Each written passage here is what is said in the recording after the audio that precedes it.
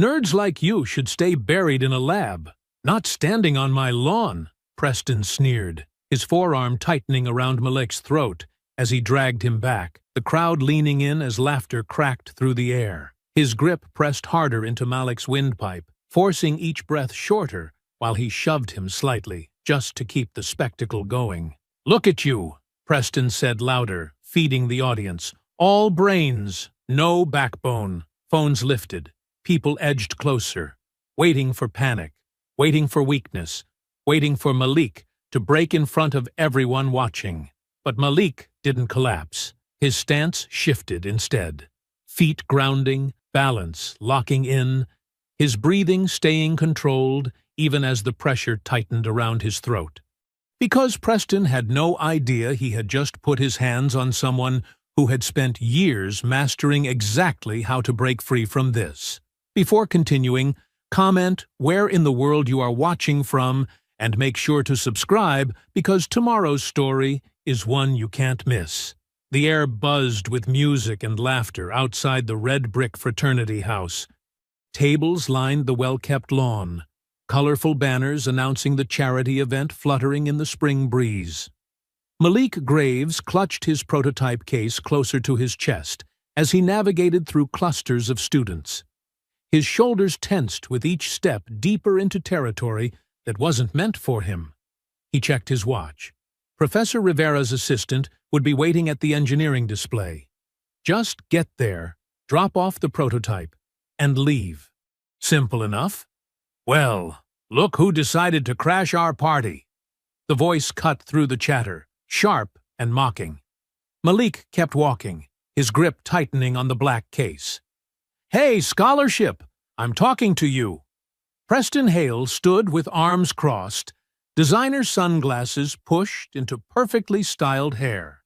His fraternity brothers, Ty, Brock, and Owen, flanked him like bodyguards, already snickering.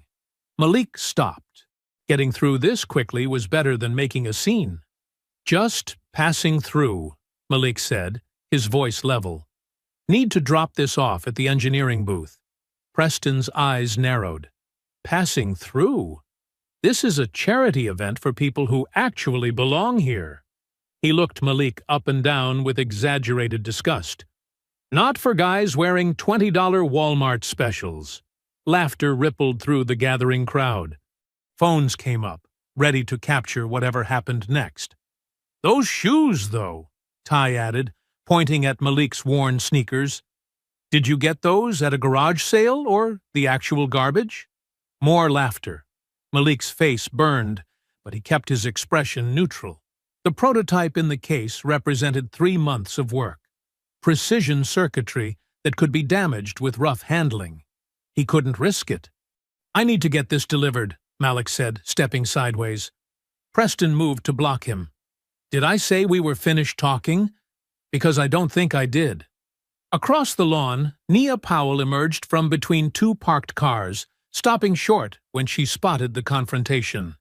Her face shifted from confusion to alarm as she quickened her pace toward them. "You know," Preston continued, circling Malik like a shark, "my dad pays more in taxes than your entire family probably makes in a year. And that's why—" He bumped hard against Malik's shoulder, jostling the case. "People like you should watch where they're going when they're around people like me." Malik steadied the case, breathing slow and deep. The training from his grandfather echoed in his mind. Control the breath, control the body, control the body, control the reaction. "Say, 'Excuse me,'" Preston demanded, his voice loud enough for everyone to hear. "I didn't bump into you," Malik replied calmly. "You bumped me." Owen's laugh seemed forced, his eyes darting between Preston and the ground. Brock cracked his knuckles, stepping closer. "Wrong answer," Preston said. "Let's try again. Say, 'Excuse me, sir,' like someone taught you some manners." Phones recorded everything now.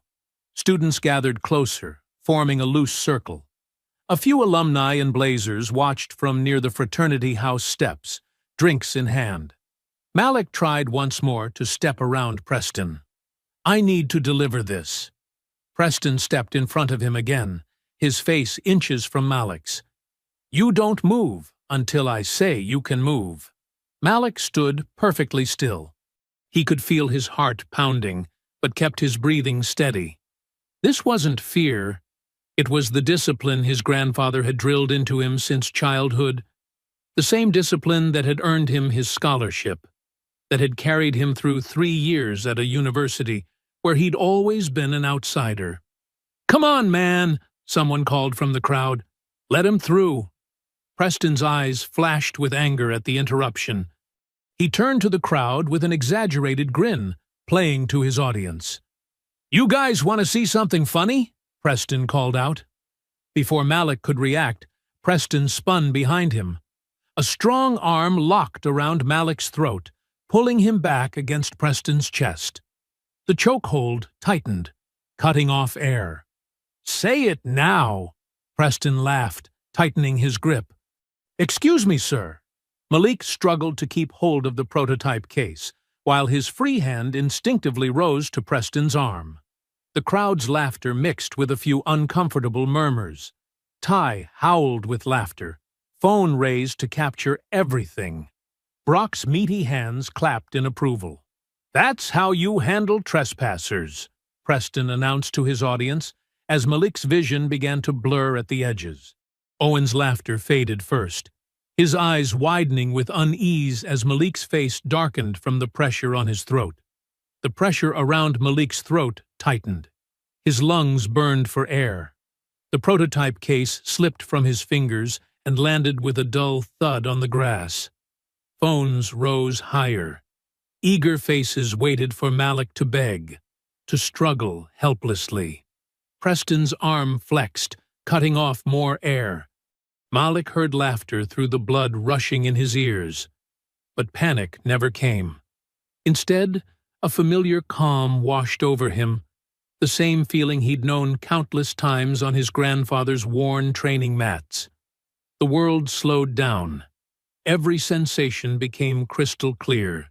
Preston's ragged breathing against his ear, the unbalanced way he leaned back on his heels, the small gap between Preston's forearm and Malik's Adam's apple. Malik dropped his center of gravity, bending his knees slightly. With precise movements, his right hand shot up and locked onto Preston's wrist, while his left hand grabbed the elbow. He tucked his chin, creating just enough space to breathe. "What the?" Preston started, confused by the sudden change. Malik stepped across Preston's body, twisting sharply as his grandfather had taught him thousands of times. The pressure released instantly as Malik broke free, spinning out of the chokehold in one fluid motion.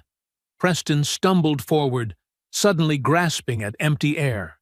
Before he could recover, Malik delivered a controlled elbow strike to Preston's floating ribs. Not to injure, just to stun. Preston gasped, doubling over. "Stay down," Malik said quietly. But Preston lunged forward with a wild swing. Malik sidestepped, swept his leg in a perfect arc, and Preston crashed face first onto the manicured fraternity lawn. The fall was hard enough that the crowd winced. The stunned silence lasted exactly 2 seconds. "You're dead!" Brock bellowed, charging forward like a bull. Behind him, Ty circled to Malik's right. Malik centered his weight, turned sideways to make himself a smaller target. His grandfather's voice echoed in his head. "Never use more force than necessary. Control yourself first, then control the situation." Brock swung a massive fist aimed at Malik's head. Malik slipped the punch and countered with a sharp strike to Brock's solar plexus. Not full power, just enough. Brock's breath exploded out of him as he stumbled back, eyes wide with shock.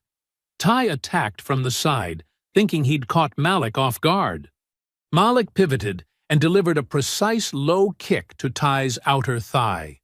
The leg buckled immediately, a temporary dead leg, painful but harmless. Ty staggered, cursing.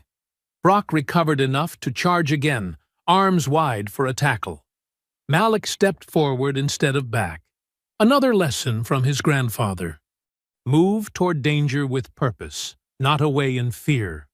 He met Brock's charge with a palm heel strike to the center of his chest, redirecting the bigger man's momentum upward. Brock's feet left the ground.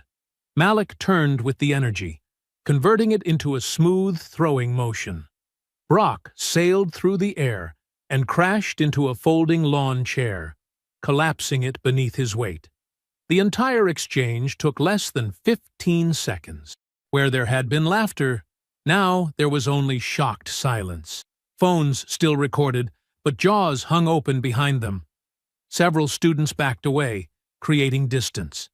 Across the lawn, Nia Powell pushed through the crowd just in time to see Brock hit the ground. Her eyes widened, then narrowed with fierce pride as she recognized what had happened. Preston struggled to his knees, face flushed crimson with rage and humiliation.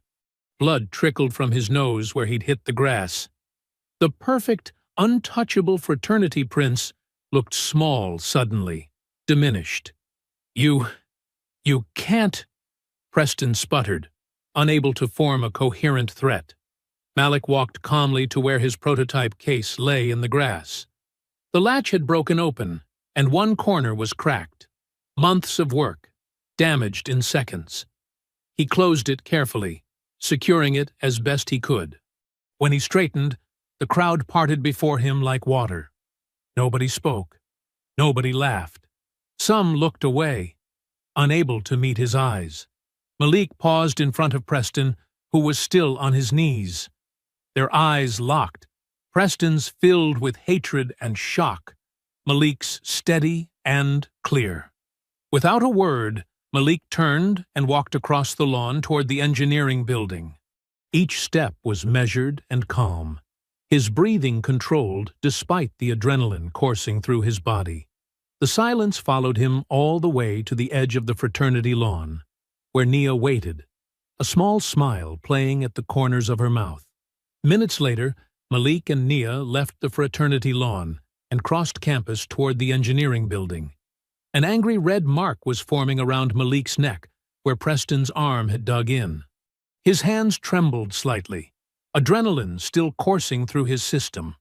The prototype case hung at his side, a jagged crack running along one corner where it had hit the ground. "You okay?" Nia asked, eyeing the bruise forming on his neck. "I'm fine." Malik's voice was steady, but his jaw remained tight.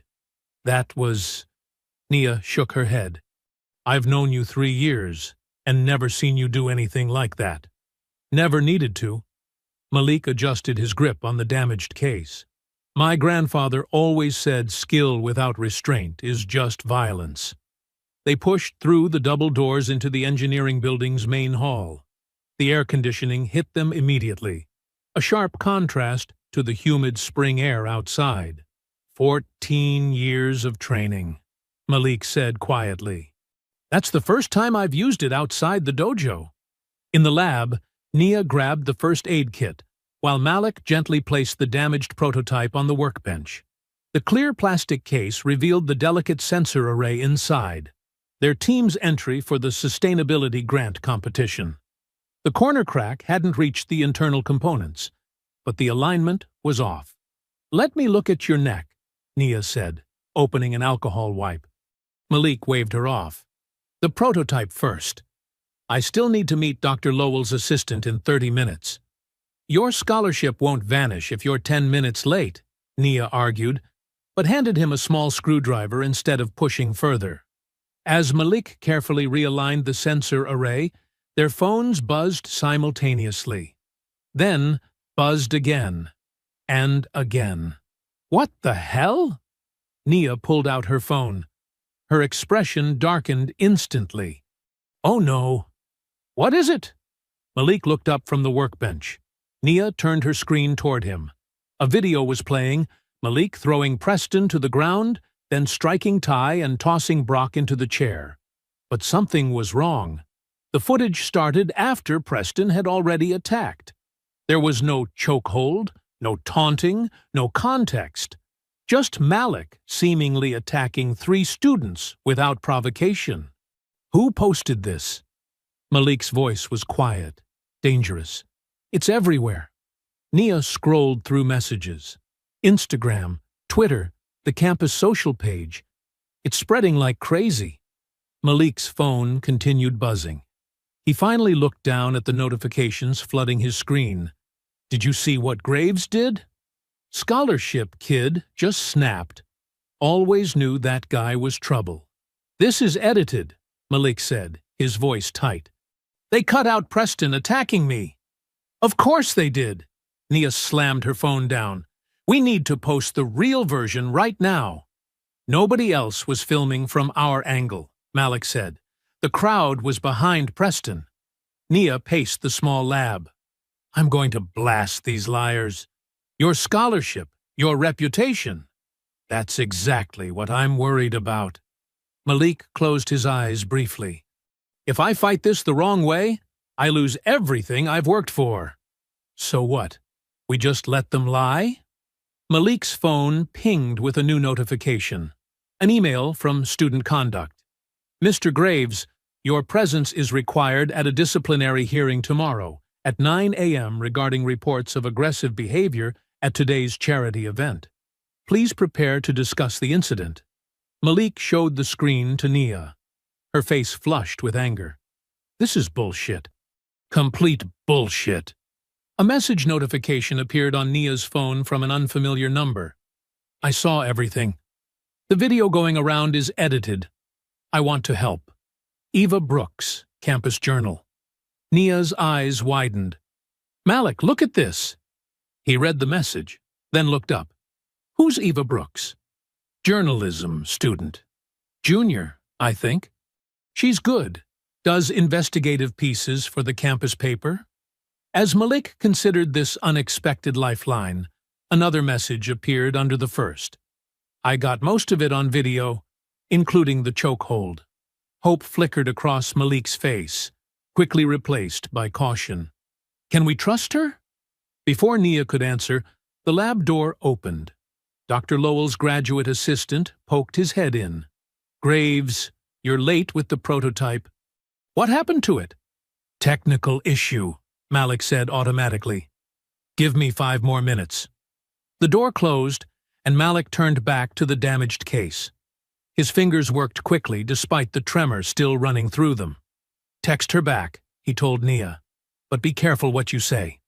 We need to know what she has before we commit to anything. Across campus, Preston sat on his bed in the fraternity house, ice pack held to his ribs, watching the view counter climb on the edited video. Comments poured in, each one building the narrative exactly as he wanted. Aggressive scholarship student attacks. Innocent fraternity members without provocation. Ty lounged in the doorway, nursing his bruised leg. It's blowing up, man. 2,000 views already. Preston smiled, wincing slightly at the pain in his side. Send it to that guy your dad knows on the disciplinary board. Already did, Ty confirmed. Preston scrolled through the comments, satisfaction washing over him. The humiliation he'd felt lying in the dirt was transforming into something else. Power. He'd lost the physical fight, but this war would be won with different weapons. By tomorrow morning, Preston said, everyone on campus will know Malik Graves as the violent scholarship kid who doesn't belong here. The Student Conduct building stood like a stern judge at the edge of the academic quad. All clean lines and unforgiving angles. Malik straightened his tie and checked his watch. 8:55 a.m. He'd barely slept, spending half the night fixing the prototype and the other half rehearsing what to say. Nia squeezed his arm. Remember, just tell the truth. You didn't do anything wrong. Truth needs proof, Malik said quietly.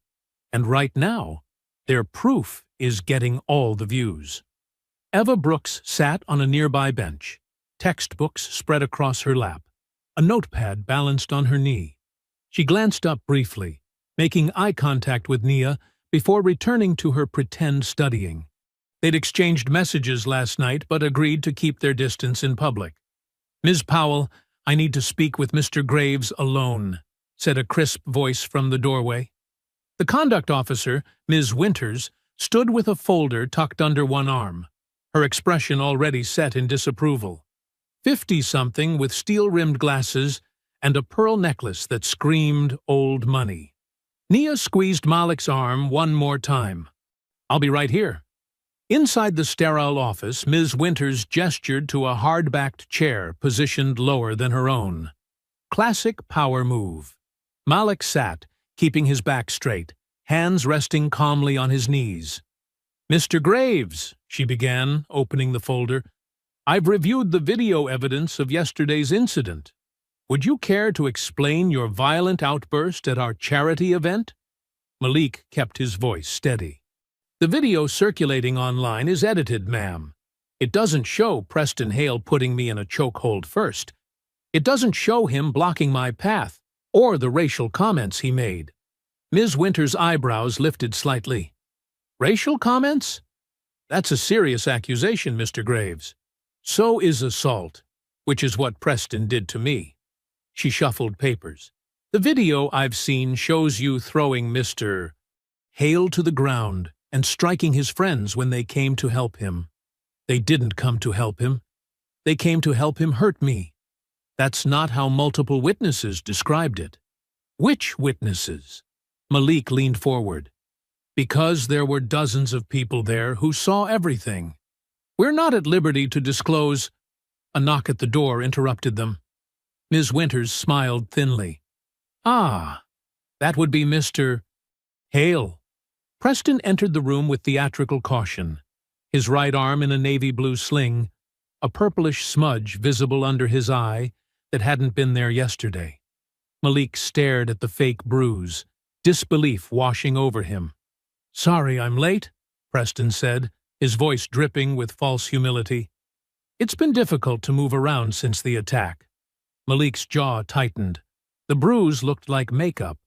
The sling was completely unnecessary. Preston had been using both arms fine in the video. Mr. Hale, thank you for coming, Ms. Winters said warmly. How are you feeling? I'll be okay. Preston's eyes found Malik's, a flash of smugness behind the victim act. The doctor says I need to wear the sling for at least a week. My teammates had to help me dress this morning. Malik fought to keep his expression neutral. Ms. Winters, Preston wasn't injured yesterday. That bruise wasn't there when he attacked me. Attacked you? Preston's voice rose in practiced indignation. I just asked why you were at our event, and you went crazy. Your family has a major stake in the engineering competition next month, don't they? Malik said suddenly, watching Preston's face. Ms. Winters frowned. That's hardly relevant. It is relevant, Malik insisted. The Hale Foundation is co-sponsoring the grant that goes to the winning team. My team is favored to win, not Preston's project. Preston's fake concerned expression slipped for just a second, showing real anger beneath. That's absurd, Preston recovered quickly. This has nothing to do with some stupid competition. But Malik had seen it, the flash of truth. You didn't randomly pick me to harass. You targeted me to get me disqualified. Ms. Winters cleared her throat. Mr. Graves, these accusations won't help your situation. The university takes physical violence very seriously, especially given your background. My background? Your scholarship status requires exemplary conduct. Frankly, I'm concerned about your ability to control your temper. Outside the office, Eva had positioned herself closer to the door, straining to hear while pretending to highlight text.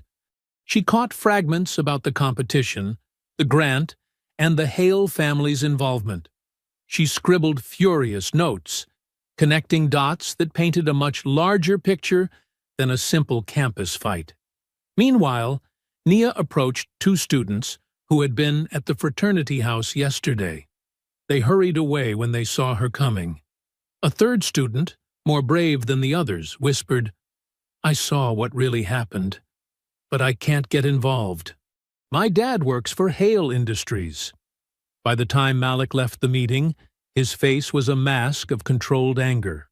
The conduct officer had scheduled a formal hearing for next week and strongly suggested he stay away from campus events in the meantime. "How bad?" Nia asked when they were alone. "Bad," Malik said. "They're making it about my aggression, not his assault. And it's bigger than just Preston being a jerk. This is about the competition." That evening, exhausted and frustrated, Malik trudged up the stairs to his third-floor dorm room. From 20 feet away, he could see something was wrong. As he got closer, his stomach dropped. The door was smeared with what looked like thick black grease in ugly streaks. A piece of paper had been taped to the center, bearing 5 words scrawled in the same greasy substance: "Know your place." Later that same evening, Malik stood outside his dorm room, scrubbing the greasy black mess from his door with a rag soaked in cleaning spray. His muscles ached from the effort, but each stroke felt like erasing Preston's smirk. Nia paced the hallway, keeping watch for anyone who might try to catch Malik alone. "This is straight-up harassment," Nia said, her voice tight with anger. "We need to report this." Malik laughed without humor. "To who? The same people who think I'm the problem?" "To me, for starters." They both turned to see Eva Brooks walking toward them, her messenger bag slung across her body, phone in hand. She nodded at Nia, then faced Malik directly. "I've been working on something," Eva said, pulling out her phone. "I was recording when everything started yesterday. Not the whole thing, but enough." She played a video that showed Preston circling Malik, bumping his case and blocking his path. The audio was clear. "What's a scholarship boy doing on our lawn?" The video ended just as Preston moved behind Malik. "It cuts off before the chokehold," Eva admitted. "But it proves he was harassing you, not the other way around." Malik's shoulders dropped slightly. "It helps, but it won't be enough." "I know. That's why I'm looking for more footage. Someone else must have recorded the whole thing." Nia studied Eva. "Why are you helping?" "No offense, but most people are running the other direction." "Because I've seen how the Hales operate," Eva said. "My father worked for their company before they pushed him out. They bury people who get in their way. And I don't like bullies." Malik finished cleaning the last smear from his door. "I appreciate it. But you should know what you're getting into. This isn't just some campus drama." "I know exactly what it is," Eva replied. "It's power protecting power." They moved into Malik's room, where Nia kept watch by the window. Malik sat on his desk chair, tension visible in his shoulders. "Can I ask something?" Eva said. "You clearly know how to defend yourself. Why keep it secret until yesterday?" Malik was quiet for a moment. "My grandfather started teaching me when I was 8. He always said karate wasn't about fighting. It was about discipline, respect, self-control." "Sounds like a wise man," Eva said. "He was." Malik's voice softened. "He died my senior year of high school. Last thing he told me was to use what he taught me to build, not destroy." He looked up at Eva. "And I've seen what happens when black men defend themselves. The world doesn't see discipline or self-defense. They see threat, danger, aggression." Eva nodded slowly. "And that's exactly how they're spinning this." Malik's phone buzzed with a text. His face darkened as he read it. "What is it?" Nia asked. "Carlos from my team. Someone broke into the engineering lab. Our prototype files have been tampered with." Nia was already grabbing her jacket. "We need to go. Now." The 3 of them hurried across campus to the engineering building. The lab was still unlocked, with Malik's teammate Carlos inside, looking panicked. "I came to run some test protocols," Carlos explained, "but the sensor array is completely messed up. Someone recalibrated everything and deleted the backup files." Malik examined the damage, his movements quick and precise. The main sensor unit, the heart of their project, had been physically damaged, with several connections pulled loose and one chip cracked. "This wasn't an accident," Malik said quietly. They knew exactly what to break. As they worked to assess the damage, a shadow appeared in the doorway. Owen Mercer stood there, shifting uncomfortably.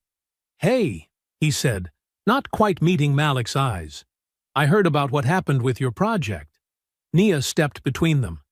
"How exactly did you hear about that?" Owen hesitated. "Look, I just wanted to say, Preston's really pissed about yesterday. He's not done. That's all I came to tell you." "Is that a threat?" Eva asked, already recording with her phone. "It's just information," Owen said, backing away. "Do what you want with it." After he left, Malik, Nia, and Carlos worked through the night to repair what they could. Eva made calls to contacts, trying to track down anyone else who might have recorded the original incident. Near dawn, with the first hints of sunlight creeping through the lab windows, Malik submitted a temporary repair plan to their faculty advisor. His eyes burned from exhaustion, but they'd managed to salvage most of the critical components. His phone pinged with a new email. Malik opened it, then went completely still. "What now?" Nia asked. Malik handed her the phone. The email was from the engineering department chair. Suspension from competition under review. The next morning, after almost no sleep, Malik leaves the lab for class under a campus cloud of rumors, disciplinary pressure, and open hostility. The campus felt different now. Malik felt eyes tracking him as he crossed the quad toward his advanced materials class. Two girls who normally smiled at him suddenly found their phones fascinating as he passed. A guy from his freshman orientation group, someone he'd helped with calculus last year, crossed to the other side of the walkway. "Just keep walking," Nia muttered beside him. She hadn't left his side since they'd left the lab at dawn. Don't give them anything to talk about.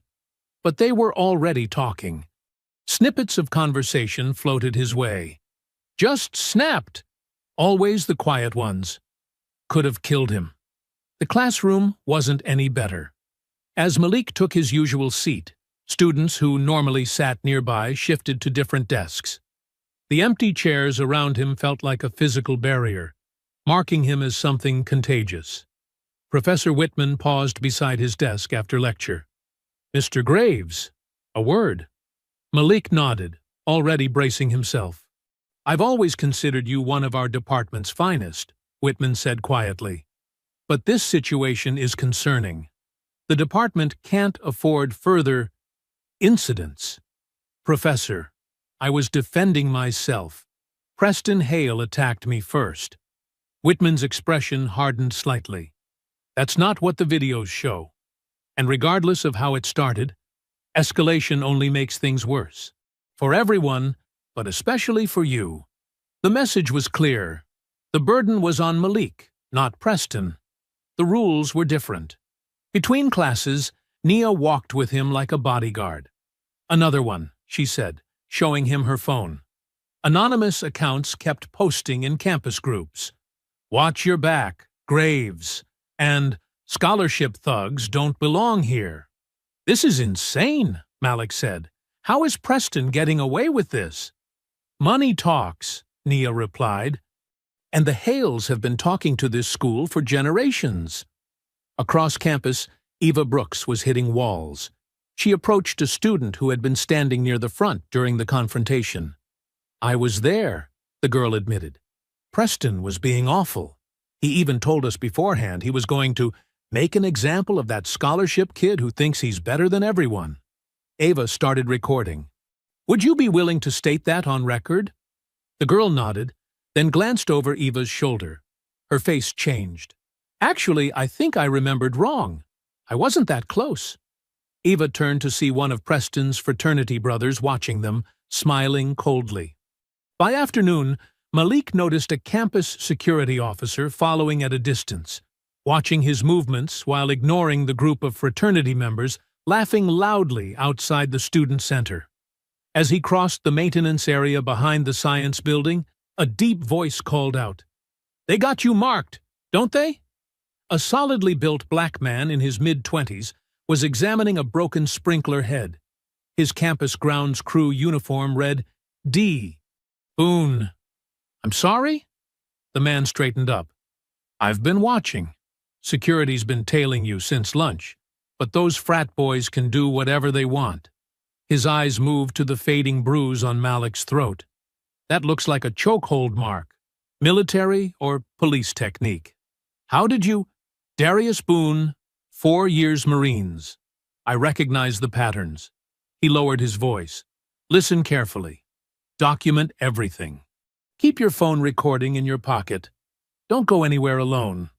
And whatever you do, don't let them isolate you where there's no witnesses. Malik stared at him. Why are you helping me?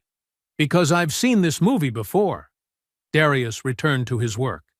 They're setting you up, and they're counting on you having no proof when it happens. Across campus, Preston held court on the library steps, his arm still in its unnecessary sling. He smiled and shook his head sadly when asked about the attack. I was just trying to welcome him to the event, Preston said, voice dripping with false sincerity. I never expected him to react like that. Some people just can't handle the pressure of being here, you know? The social charm offensive was working. By late afternoon, professors were watching Malik with suspicion. Students whispered about anger issues and violent tendencies. The injustice felt like a physical weight on Malik's chest, making it hard to breathe.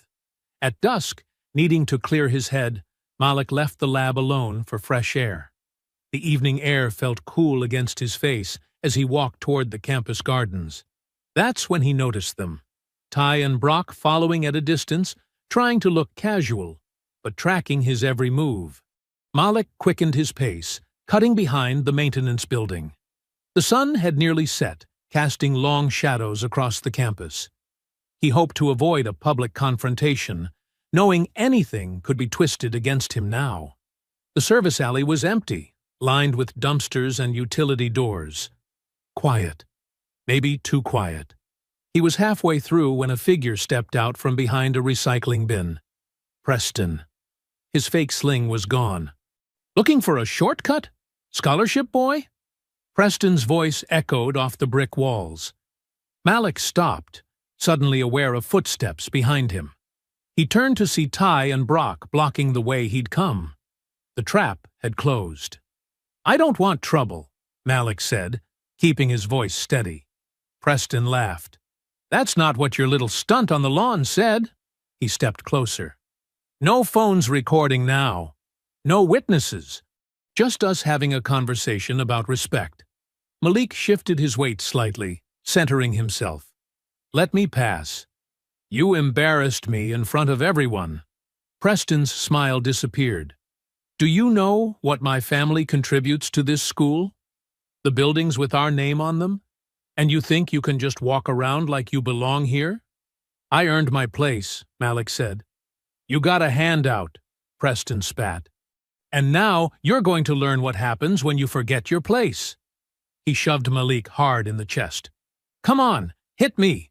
That's what you want to do, right? Malik stood his ground. Move aside. Preston shoved him again, harder. Hit me, tough guy. No audience now. Show me what you're really about. Malik tried to step around him, but Preston blocked his path. What's wrong? Scared without your little audience? Or maybe you're just remembering what happens to scholarship kids who cause problems. Malik kept his hands at his sides, his grandfather's voice in his head. Never strike first. Never fight in anger.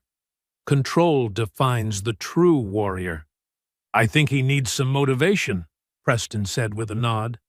Before Malik could react, Brock's thick arms wrapped around him from behind, pinning his elbows. Ty stepped in with a vicious punch to Malik's ribs that drove the air from his lungs. Pain exploded through his side. A second punch followed. Sometimes fighting back isn't a choice, his grandfather had also taught. It's a responsibility. Malik snapped his head backward, connecting with Brock's nose. There was a crunch and a howl of pain. The grip loosened. Malik dropped his weight, twisted free, and immediately swept his leg in a low, powerful kick that connected with Ty's knee. Ty screamed as his leg buckled sideways. Malik pivoted and drove a straight punch into Ty's solar plexus. The bigger student doubled over, gasping. Brock charged with blood streaming from his nose. Malik sidestepped and delivered a sharp ridge hand strike to Brock's shoulder joint. The effect was immediate. Brock's right arm went limp, nerve bundle temporarily deadened. "You crazy bastard!" Preston swung wildly. Malik slipped the punch, grabbed Preston's extended arm, and used his momentum to drive him face first into the brick wall. Preston bounced off and fell to his knees, a gash opening above his eye. This wasn't the controlled demonstration from the lawn. This was survival. Raw. Desperate. Necessary. Preston struggled to his feet, blood trickling down his face. "You're dead. You hear me? Dead!" Brock tried to grab Malik with his good arm. Malik kicked his legs out from under him and sent him sprawling into a puddle. The fight had lasted less than 30 seconds. Malik's knuckles were scraped raw. His side throbbed where Ty had connected. He tasted blood from a split lip. None of them noticed the delivery van parked at the far end of the alley, its dash cam recording the entrance where most of the confrontation had played out. "Stay down," Malik warned, backing away. Preston pulled himself up using the wall for support, his designer clothes torn and dirty. "This isn't over," he snarled, wiping blood from his face. "Not even close. You have no idea what's coming." Malik turned and limped away, his breath coming in ragged bursts. His ribs ached with each inhale. The taste of copper filled his mouth. Behind him, Preston's voice bounced off the alley walls. "You're finished at this school. My family will make sure of it." Malik kept walking, refusing to look back, refusing to show how much he hurt. But the truth hammered in his chest with each painful step. This was far from over, and the next attack might not be physical at all. Minutes later, Malik reached the campus clinic with Nia at his side. She hadn't stopped scolding him since finding him limping across the quad. "What were you thinking?" she hissed, holding the door open. "Going anywhere alone right now is just asking for trouble." Malik winced as he stepped into the fluorescent-lit waiting area. "I just needed some air." "And look what it got you." Nia's anger barely masked her worry. "Bruised ribs? A busted lip? What's next, Malik?" The clinic receptionist looked up as they approached. Before she could speak, the door swung open behind them. Ava rushed in, slightly out of breath, her messenger bag bouncing against her hip. "I heard what happened," she said, eyes widening at the sight of Malik's bloodied lip. "Campus gossip travels fast. You okay?" "I've been better," Malik said, touching his side gingerly. The nurse called his name, and Nia insisted on coming back with him. Eva waited in the lobby, already pulling out her notebook and scrolling through her phone contacts. In the exam room, the nurse cleaned Malik's split lip and examined his ribs. "Bruised, not broken," she concluded, pressing an ice pack against his side. "You'll be sore for a week or two." She handed him forms to document the injury. The line for cause of injury stared back at him. "You should report this," Nia urged. 3-on-1 in an alley is assault. Malik set the pen down. And then what? My word against Preston Hale's? Against his father's money? Against his uncle on the board? The nurse pretended not to hear, as she noted his vitals. "Look what happened with the first video," he continued quietly. "They'll twist this too. Make me look like the aggressor again." When they returned to the waiting room 20 minutes later, Ava was bouncing on her toes with barely contained excitement. "I've got something," she whispered once they were outside. "Come on." She led them to a quiet corner of the student union. The late afternoon light slanted through the windows as she pulled out her laptop. "I've been tracking down anyone who might have footage from either incident," Ava explained. "Most people I've contacted are scared to get involved. but I found someone who might actually help us. She turned her screen to show a delivery company logo. There was a campus care delivery van parked near that service alley. The driver saw part of what happened. "How did you even figure that out?" Nia asked. Eva smiled. "I checked the campus delivery schedule. Then I called the company claiming to be from campus security looking for witnesses to vandalism in that area." "That's impressive," Malik admitted. "But here's the real breakthrough," Eva continued, her voice dropping lower. The same driver was making a delivery across from the fraternity house during the first incident. His dash cam was running the whole time. Malik straightened, wincing at the pain in his side. "He has footage of the chokehold?" "I think so. I convinced him to meet me tomorrow morning. He's nervous about getting involved, but I promised we'd keep him anonymous." Nia grabbed Eva's arm. "If he has the original footage, that changes everything." For the first time since the nightmare began, Malik felt a spark of hope. It would show Preston attacked first. It would show I only defended myself. "Exactly," Eva nodded. "No edited clips, no selective angles. Just what actually happened." "The conduct hearing is in 3 days," Nia said. "If we can get this footage before then." Malik leaned back, the ice pack still pressed to his ribs. "Let's not get ahead of ourselves. He might refuse when it comes down to it." "Always planning for the worst," Nia shook her head. "It's kept me alive so far," Malik replied. Eva closed her laptop. "The driver seemed decent. Said he didn't like what he saw happening to you." "There are good people out there," Nia insisted. "Not everyone is Preston or his goons." The next morning, Eva texted them to meet at the campus coffee shop. She was already sitting with a middle-aged man in a delivery uniform when they arrived. "This is Marcus," Eva introduced them. "He's agreed to let us see the footage." Marcus nodded solemnly. "What those boys did wasn't right. My son's your age. If someone did that to him..." He pulled out a small flash drive. "I made a copy. The company keeps these recordings for insurance purposes." Eva connected it to her laptop. The video showed the fraternity house from across the street. There was Malik walking across the lawn with his case. Preston approaching with his friends. The circling. The taunting. The clear moment when Preston locked Malik in a chokehold, while others laughed. "There it is," Nia whispered. Then the footage showed Malik's defensive moves exactly as they happened. Controlled, necessary, and only after being attacked. "This changes everything," Eva said. Marcus nodded. "The alley footage isn't as clear, but it shows them following you in. Shows them surrounding you before anything happened." That night, in Malik's dorm room, the three of them watched both videos again. The unedited truth played out before them. Preston's bullying, the chokehold, the alley ambush. Everything Preston had lied about was now exposed.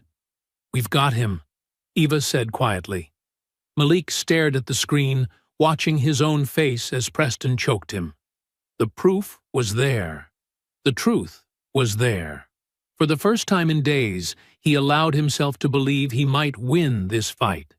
The following day, after a night spent organizing statements and copying files, Malik entered the disciplinary review room with Nia and Eva, carrying the strongest case they had had since the attack. Malik's heart hammered against his bruised ribs as they took their seats across from the conduct officer, Ms. Winters, and 2 faculty observers. He straightened his tie, smoothed his button-down shirt, and took a slow, centering breath, just like his grandfather had taught him before tournaments. "We appreciate you all being here today," Ms. Winters began, her tone notably less accusatory than before. "We'll hear both sides and review new evidence." When Preston walked in with his arm still in that ridiculous sling, Malik kept his face neutral. Preston's confident smirk faltered slightly upon seeing Nia and Eva flanking Malik. Ms. Winters gestured toward Malik. "You may present your side first." Eva stood and connected her laptop to the room's projector. "Before we begin, I'd like to show unedited footage of the initial incident. The screen lit up with Marcus's dashcam footage. The image quality wasn't perfect, but it clearly showed Preston approaching Malik, blocking his path, and finally locking him in a chokehold while others laughed and filmed. One of the faculty members, Dr. Rivera from the science department, leaned forward, her brow furrowing as she watched Preston's arms tighten around Malik's throat. As you can see, Eva continued, Malik was physically assaulted before taking any defensive action. Preston's face darkened. That footage could be doctored, he snapped. It's from a delivery company's dashcam with timestamps and GPS coordinates, Eva replied calmly. Nia opened her laptop next. Regarding the damaged prototype, here's the access log showing Malik was in Professor Zhang's lecture when the first file corruption occurred. She displayed a color-coded timeline. And these security cameras show he was with me in the cafeteria when someone entered the lab. Ms. Winters frowned as she studied the evidence. The second faculty member, a balding man Malik didn't recognize, removed his glasses and pinched the bridge of his nose. Malik's phone buzzed. He discreetly checked it under the table. A text from Owen. I can confirm Preston planned everything before the charity event. He said he would put the scholarship kid in his place. Will testify if needed. Malik passed the phone to Eva, who nodded slightly. We also have a witness willing to testify that this was premeditated, Eva added. Preston's face flushed red. His lawyer-like composure cracked as he stood up. This is ridiculous. He attacked me in front of everyone. Ask my brothers. The ones who helped edit the videos? Nia challenged. Mr. Hale, please sit down, Ms. Winters ordered. For the first time since this nightmare began, Malik felt the scales tipping. Dr. Rivera kept glancing between the footage and Preston, her expression hardening. The balding faculty member was taking detailed notes. Even Mrs. Winters seemed unsettled by the chokehold video playing on loop. Malik allowed himself to imagine rejoining the competition. His team needed him. The prototype could still be fixed. His scholarship would be secure. Maybe he could even walk across campus without looking over his shoulder. I believe we've seen enough to reconsider the initial complaint, Dr. Rivera said. The evidence clearly shows Mr. Graves defending himself after being assaulted. Ms. Winters nodded reluctantly. It does appear the situation is more complicated than initially reported. Preston's lawyer's smooth facade completely crumbled. You can't possibly believe this. My father— Mr. Hale, Ms. Winters cut him off sharply. Your father's position is not relevant to these proceedings. The room fell silent. Malik exchanged a look with Nia, a fragile hope blooming between them. Ms. Winters shuffled some papers. Before we reach any conclusion, I should inform you all that new evidence has been submitted regarding a second altercation in the service alley behind the maintenance building. Preston's rage transformed instantly into a cold smile. Given the serious nature of this new information, Ms. Winters continued, we'll need to pause these proceedings to review it properly. What new evidence? Malik asked, his stomach dropping. Security footage, Ms. Winters replied. I can't discuss it further at this time. The meeting ended abruptly. As they gathered their materials, Malik felt the brief window of hope closing. Whatever Preston had planned, it was already in motion. Outside the office, Nia squeezed his arm. We're not done fighting. Eva nodded firmly. The truth is still the truth. Before Malik could respond, two campus security officers approached. Mr. Graves, we need you to come with us. What for? Nia demanded. Just routine questions, one officer said, not meeting Malik's eyes. As they escorted him away, Malik glanced back and saw Preston watching from the doorway, his face a mask of cold satisfaction. The security officers led Malik into a small conference room with gray walls and a single window. Dean Rodriguez and Ms. Winters sat at the table alongside a tech support staff member Malik didn't recognize. A laptop was open between them. "Mr. Graves, please sit down," Dean Rodriguez said, his voice flat. Malik took the empty chair, his muscles tense. The security officers remained by the door. Ms. Winters cleared her throat. "We've received some troubling footage that contradicts your version of events in the service alley." She turned the laptop toward him. On screen, a grainy security camera video played. The angle showed only the mouth of the alley, catching Malik throwing Brock against the wall and driving a palm strike into Ty's chest. The camera missed the critical first moments: Preston's taunts, Brock grabbing him from behind, the first punch to his ribs. "This looks bad," Malik admitted, "but it doesn't show how it started. They cornered me. They attacked first." "That's not what we see here," Dean Rodriguez said. "What we see is you assaulting two students with what appears to be trained fighting techniques." "The delivery driver has video of the first attack," Malik insisted.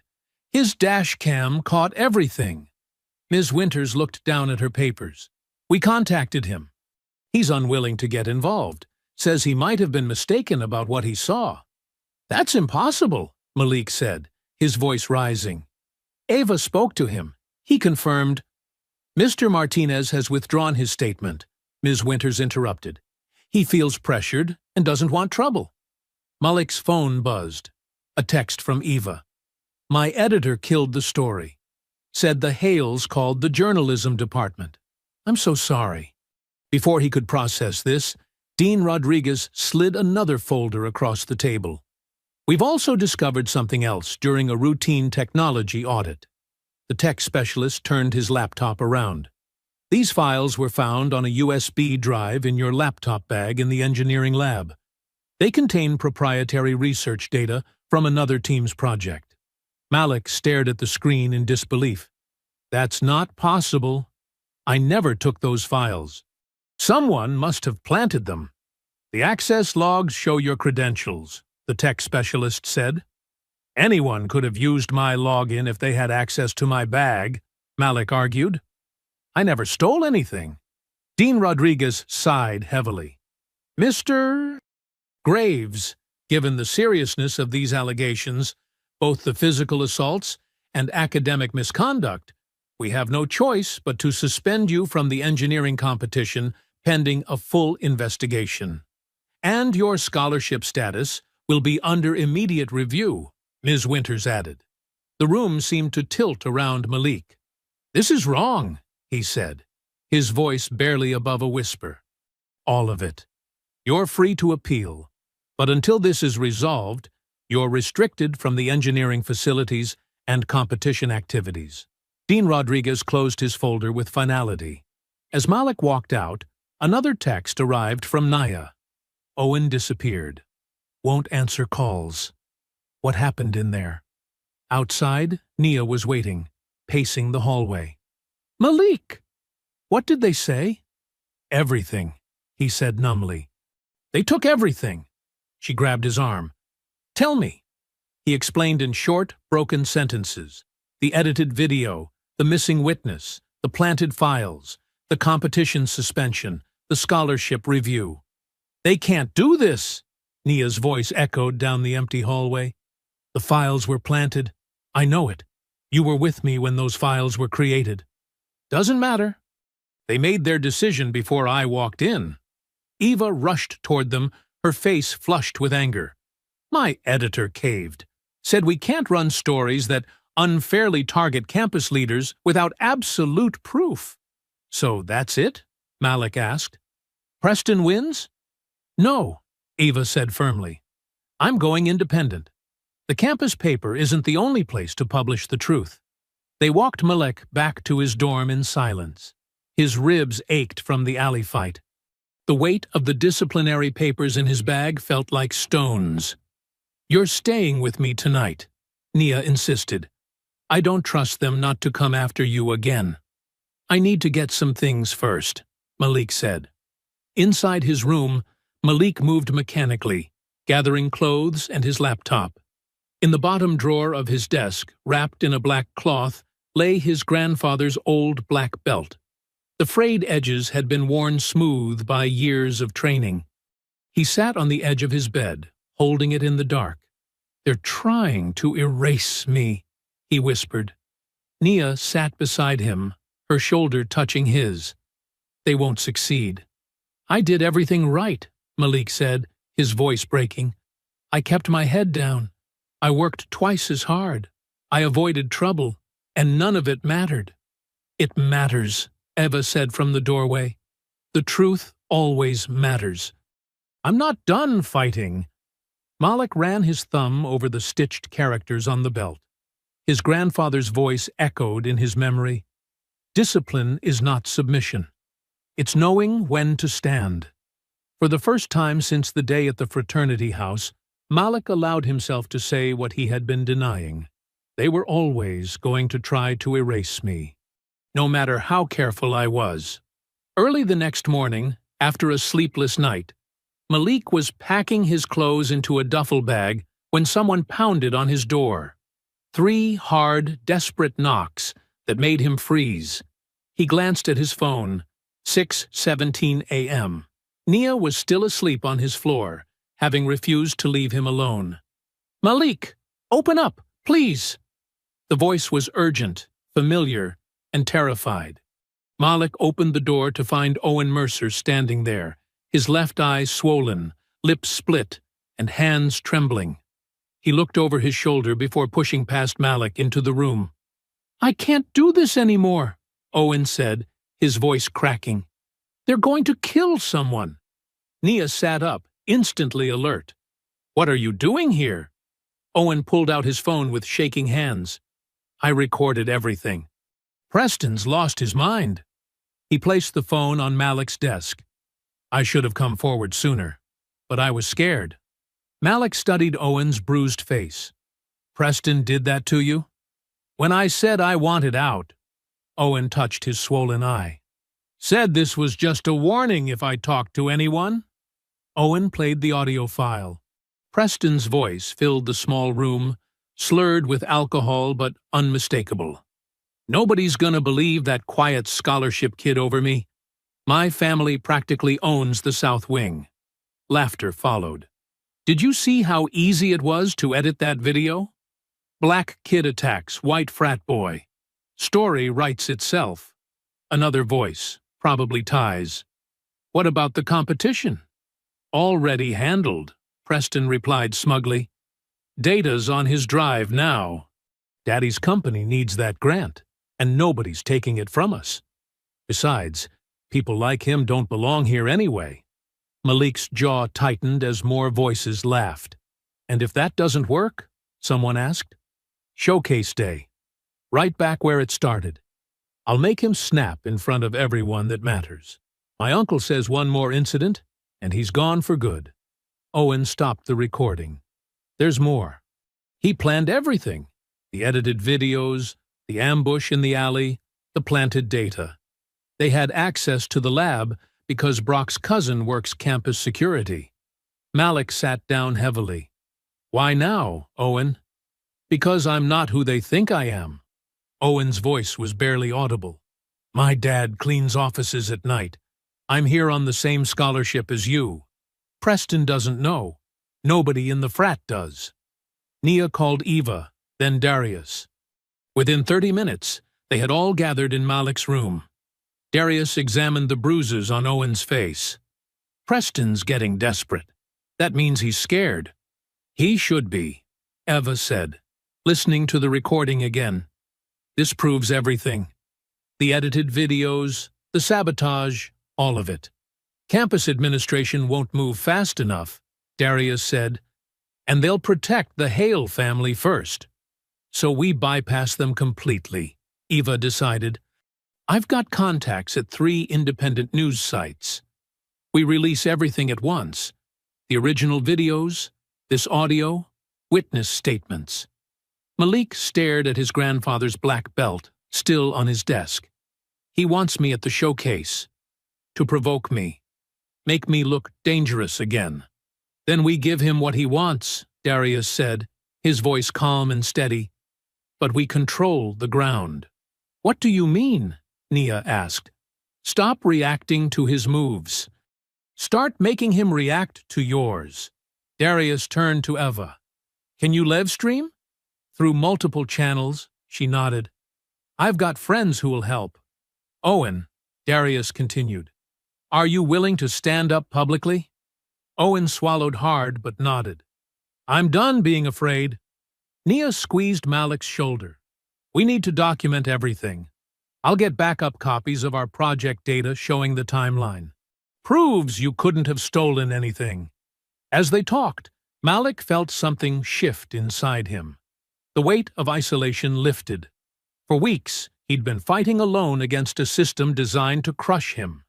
Now he had allies, evidence, a plan. "The showcase is tomorrow," Owen said. "Same lawn, same brick house. All the donors, faculty, alumni. Preston thinks it's the perfect trap." "It will be," Malik said quietly. "Just not for me." By midday, they had formed a plan. Eva would position live streamers around the fraternity lawn. Nia would gather their engineering teammates as witnesses. Darius would ensure campus security couldn't interfere too quickly. Owen would bring evidence of the conspiracy. And Malik would meet Preston exactly where this all began, but this time with the whole truth ready to break open. "He thinks I'm running scared," Malik said, looking at his friends. "Let's show him what happens when I stop running." The rest of that same day was spent in motion. Malik, Nia, Eva, Owen, and Darius moved across campus like shadows with purpose, gathering evidence before word could spread that Owen had broken ranks. "We need to move fast," Eva said, hunched over her laptop in the empty journalism lab. Her fingers flew across the keyboard, uploading files to 7 different secure servers. "Once Preston realizes Owen's talking, they'll try to shut everything down." Darius nodded, keeping watch at the door. "That's why we're hitting from all sides, at once." On the screen, the unedited footage from the fraternity lawn played silently. Preston's arm locked around Malik's throat, the crowd's laughter, the precise moment when Malik broke free. Eva uploaded it alongside Owen's audio recording and a detailed timeline of events. "There," she said, sending the final backup. "Now, even if they come after my equipment, the truth is out there. Too many places to bury it all." Across campus, Nia sat in the engineering department's server room with 2 trusted classmates who had witnessed the project sabotage firsthand. "Look at these access logs," she pointed to the screen. Malik was in advanced materials class when someone accessed his station. And here, she highlighted a line of code. "Unauthorized login at 10:42 p.m., exactly when the stolen data was planted." Her teammate whistled. "This is bulletproof, Nia. The timestamps don't lie."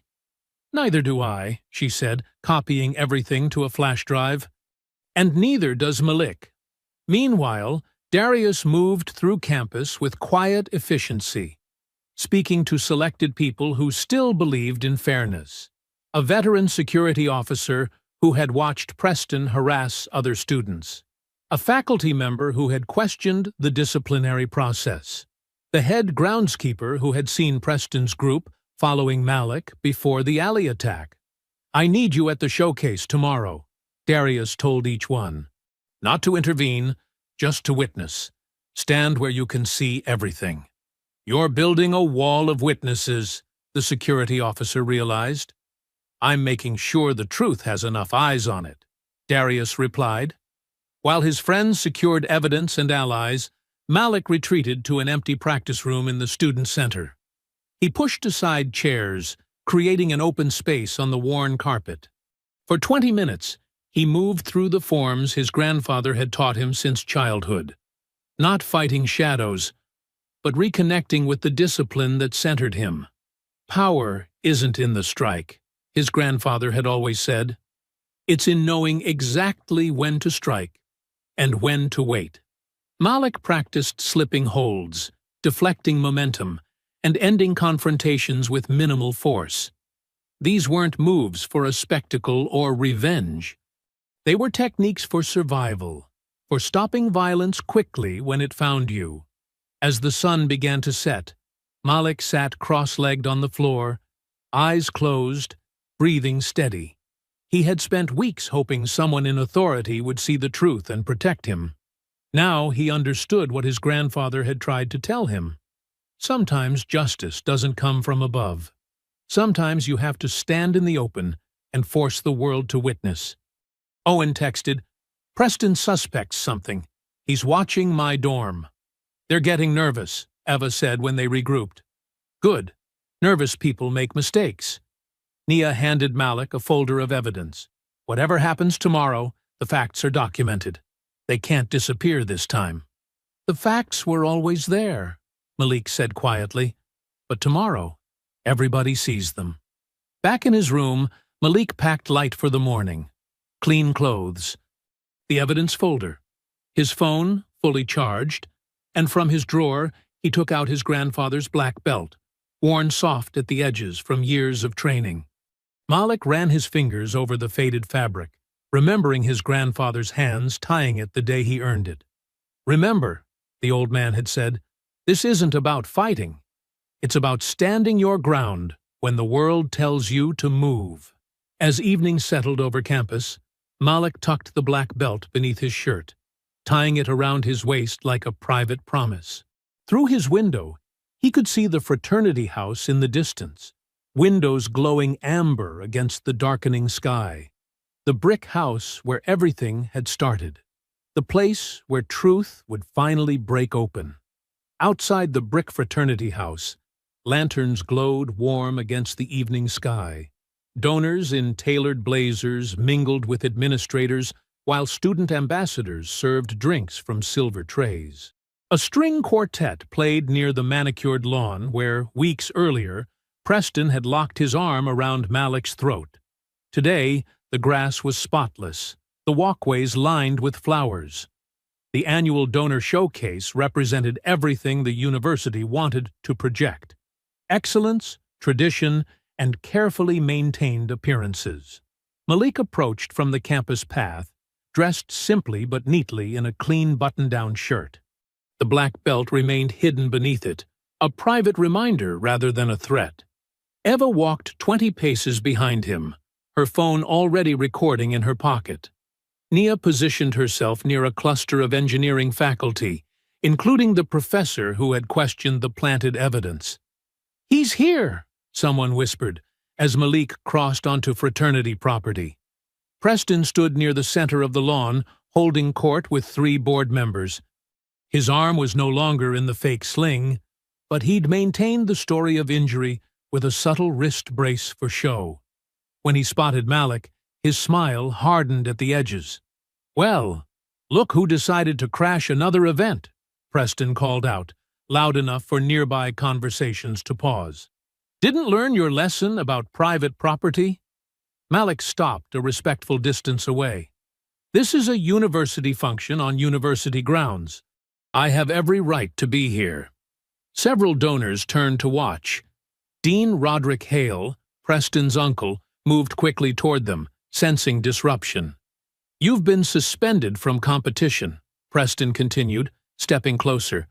"Honestly, I'm surprised they haven't pulled your scholarship yet. Must be keeping you around for diversity numbers." Malik felt the familiar heat rise in his chest, but kept his breathing steady. Preston wanted him angry. Wanted him reckless. "Is there a problem here?" Dean Hale asked, placing a hand on Preston's shoulder. "No problem," Malik said evenly. "Just attending a campus event." Preston shrugged off his uncle's hand. "The problem is that some people don't understand when they're not wanted. Some people need to be reminded of their place." Across the lawn, Nia caught Malik's eye and nodded slightly. Eva had moved to higher ground near the house steps, her phone now visible and pointed their way. "My place?" Malik asked, allowing just enough edge into his voice to be heard by those nearby. "And Where exactly do you think that is? Preston's smile widened. He was getting what he wanted. Confrontation in front of witnesses. Not here, not with your fake claims and your tampered evidence, not with your scholarship that should have gone to someone who actually belongs. Faculty members began drifting closer. Darius appeared at the edge of the gathering, watching silently. You know what's impressive? Preston continued, voice rising. How you keep showing up after being exposed. I guess your grandfather didn't teach you when to quit. Malik's jaw tightened. Leave my grandfather out of this. Why? The old man taught you to attack people and then play victim, right? Some kind of strip mall karate philosophy? Brock and Ty appeared from different directions, moving to flank Malik. The trap was closing, just as Owen had warned. One more chance, Malik said quietly. Walk away. Preston stepped closer, close enough that only those nearby could hear his next words. Your grandfather was probably just as pathetic as you are. A nobody teaching another nobody how to pretend he matters. Malik's hands remained unclenched at his sides. My grandfather was a better man than you'll ever be. Your grandfather? You don't get to talk about him. Malik's voice was steel wrapped in velvet. Preston's face flushed red. This wasn't working as planned. Malik wasn't swinging, wasn't losing control. So Preston shoved him hard in the chest, sending Malik back a step. What are you going to do about it? Preston challenged. Hit me again. Show everyone what you really are. The crowd had fully noticed now. Phones rose. Eva's stream continued uninterrupted. I don't need to hit you, Malik said. I just need everyone to see you. Fury distorted Preston's face. His plan was crumbling, Malik standing calm while he grew visibly unhinged. You smug. Preston swung wildly, a looping punch aimed at Malik's jaw. Malik slipped it with minimal movement, pivoting slightly as the fist passed his cheek. Brock lunged from the side, grabbing for Malik's arm, but Malik checked the hold with a sharp forearm block and drove a short, controlled strike to Brock's solar plexus. Brock folded, gasping. Security! Dean Hale shouted, but made no move to stop his nephew. The polished event had shattered into chaos. Donors backed away. Students watched wide-eyed as the narrative they'd been fed collapsed in real time. Preston's rage consumed him. Get him! He roared to his remaining friends. All of you! Now! Ty and 3 more fraternity brothers surged forward together as Preston regrouped for another attack, and the showcase lawn erupted into the fight that would finally expose everything. The crowd scattered backward as Preston and his friends converged on Malik. Alumni gasped, donors retreated, and faculty froze in confusion. 4 against 1 on the same patch of grass where everything had started days ago. Hold him down, Preston shouted, his face twisted with fury. Ty lunged first, telegraphing a wild haymaker. Malik's body shifted smoothly. Weight balanced on the balls of his feet. He slipped the punch by inches and pivoted, driving a reverse punch deep into Ty's floating ribs. The impact made a dull thud. Ty's breath exploded from his lungs as he staggered sideways, eyes wide with shock. Brock charged like a bull, aiming to tackle Malik to the ground. Malik dropped his center of gravity and met the charge with a raised knee, stopping Brock's momentum cold. In one fluid motion, he gripped Brock's shirt, turned his hip, and used the bigger man's forward energy to fling him into a nearby brick planter. Brock crashed into the flowers with a yelp, soil and petunias exploding around him. "Get his arms!" the 4th fraternity brother shouted, circling behind Malik. Malik tracked him with peripheral vision, keeping Preston in sight.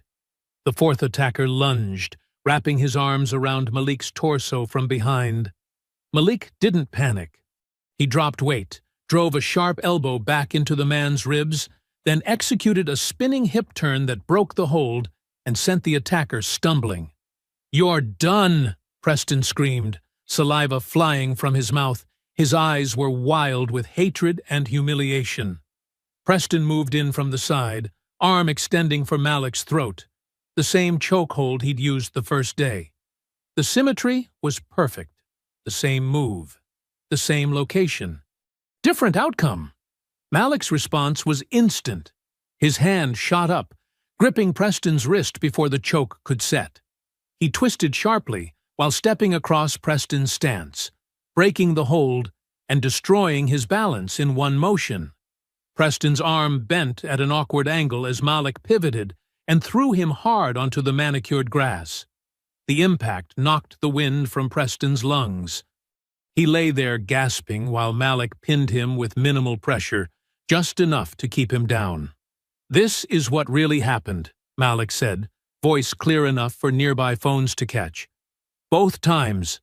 Eva's voice cut through the commotion. "It's all going live right now." She stood with her phone held high, broadcasting everything. The unedited footage from the first attack, Preston's audio confessing to the setup. Everything. Across the lawn, phones buzzed and chimed as notifications poured in. Students who had turned against Malik now watched in shock as the original video played. Preston choking Malik while laughing, the crowd joining in, the careful editing that had followed. "The university server logs," Nia announced loudly, holding up her tablet for faculty to see, showing exactly when and how the engineering data was planted on Malik's device. Time-stamped proof that Malik was in class when the files were accessed. Owen stood with them now, no longer hiding. "I heard Preston plan the whole thing. He wanted to ruin Malik's chances at the engineering competition. He's on tape bragging about it." Campus security officers pushed through the stunned crowd, followed by actual police officers Darius had quietly arranged to be present. The truth was spreading faster than anyone could contain it. "That's him," one officer said, pointing at Preston. "Assault and conspiracy charges." Preston thrashed under Malik's hold. "Do you know who my father is? My uncle runs this school." "Not anymore," Eva called out, holding up her phone. "Dean Hale's resignation is already trending. Board members are distancing themselves." The security officers pulled Preston to his feet. His face was streaked with grass and spittle, his designer clothes stained.